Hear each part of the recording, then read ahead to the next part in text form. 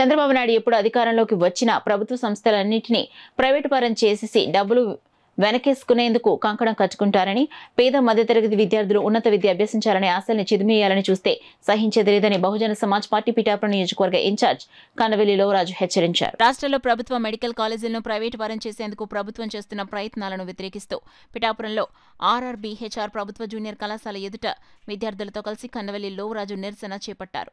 Private పరం చేయొద్దు, విద్యార్థుల భవితను తుంచేయొద్దు అంటూ నినాదాలు చేశారు. ఈ సందర్భంగా లోవరాజు మీడియాతో మాట్లాడారు. ప్రైవేట్ కాలంలో చదువుకుంటే వాళ్ళు డబ్బులు కట్టలేరని గవర్నమెంట్ కాలేజీలు కట్టిస్తే ఈ గవర్నమెంట్ కాలేజీలు కూడా వాళ్ళు ప్రైవేటీకరణ చేసేసుకుని డబ్బులు సంపాదించుకోవడానికి ఈ ప్రభుత్వాలు ప్లాన్ చేస్తూ ఉన్నాయి.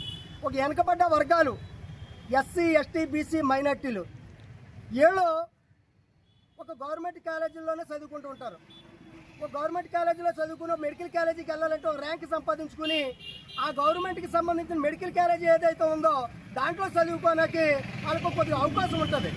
వీళ్ళు ఇప్పుడైతే ఈ ప్రభుత్వాలు ఏవైతే ఉన్నాయో ఈ ప్రభుత్వాలు ఆ ఒక్క ప్రైవేటీకరణ చేస్తే వీళ్ళ కోట్ల రూపాయలు ఎలా తెచ్చి కడతారని చెప్పేసి ఈ బహుజన సమాజ్ పార్టీ తరఫు నుంచి చంద్రబాబు నాయుడు గారిని ప్రశ్నిస్తూ ఉన్నాం.